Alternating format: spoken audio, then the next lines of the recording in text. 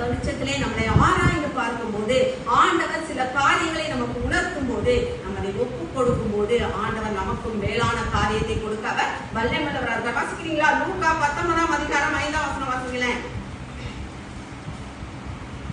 இயேசு அந்த இடத்தில் வந்தபோது அண்ணாந்து பார்த்து அவனை கண்டு, சகையுவே, நீ சீக்கிரமாய் இறங்கி வா, இன்றைக்கு நான் உன் வீட்டிலே தங்க வேண்டும் என்றார். பாருங்க, இந்த இடத்திலே ஆண்டவர் ஒரு மனுஷனை பார்த்தார், சகையு. சரியா?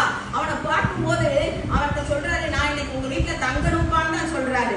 ஆனா அவன் அந்த வார்த்தையை கேட்ட உடனே அவனிடத்துல என்ன மாறுதல் வந்தது? அதே அதிகாரம் 8-9 வாசிங்களா? சகையு நின்று கர்த்தரை நோக்கி, ஆண்டவரே, என் ஆஸ்தியில் பாதியை ஏழைகள் கொடுக்கிறேன். நான் ஒருவரிடத்தில் எதையாகியும் அநியாயமாய் வாங்கினதுண்டானால் நாளத்தனையாக திரும்ப செலுத்துகிறேன் என்றான். இயேசு அவனை நோக்கி, இன்றைக்கு இந்த வீட்டுக்கு ரட்சிப்பு வந்தது, இவனும் ஆபிரகாமுக்கு குமாரனாய் இருக்கிறானே. பாத்தீங்களா?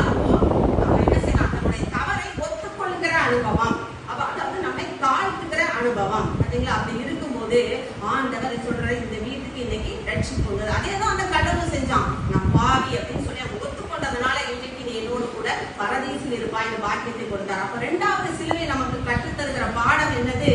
நம்மை நாமே தாழ்த்த வேண்டும். முதல்ல என்ன சொன்னேன்? மற்றவர்களை குறை கூறாதபடிக்கு நம்மை பாதுகாக்கணும். 2வது என்னது? நம்மளை நாமே தாழ்த்துகிறார். 3வது வாசிக்கிறீங்களா? 23ஆம் அதிகாரம் 42-43 வாசிக்கிறேன். இயேசுவை நோக்கி, ஆண்டவரே, நீர் உம்முடைய ராஜ்யத்தில் வரும்போது அடியேனை நினைத்தருளும் என்றான். இயேசு அவனை நோக்கி, இன்றைக்கு நீ என்னுடனே கூட பரதீசில் இருப்பாய் என்று மெய்யாகவே உனக்கு சொல்கிறேன் என்றார். ஒவ்வொரு கிறிஸ்தவனும் தன்னுடைய வாழ்க்கையிலே செய்ய வேண்டிய மிகப்பெரிய ஜெபம், ஆண்டவரே, நீர் உம்முடைய ராஜ்யத்திலே வரும்போது அடியேனை நினைத்தருளும், அடியாளை நினைத்தருளும். அப்போ ஆண்டவர் மகிமை பொருந்தியவராய், ராஜாதி ராஜாவாய், கர்த்தாதி கர்த்தராய் வரும்போது அவருடைய சன்னிதானத்திலே நம்ம காணப்பட முடியுமா? பாருங்க, அப்ப நம்முடைய சுபாவங்கள் எதற்கு அது தடையா காணப்படுகிறது?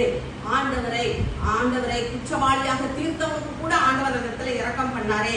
இப்ப நம்ம வாழ்நாளெல்லாம் ஆண்டவருக்கு முன்பாக பயபக்தியோடு நடக்கும்போது நிச்சயமாகவே ஆண்டவர் நமக்கு அந்த மேன்மை தவிர அவர் வல்லமையுள்ளவராக. வாசிக்கிறீங்களா? ரோமர் 10ஆம் அதிகாரம் 11-12 வாசிங்களேன். ரோமர் 10-11-12. அவரில்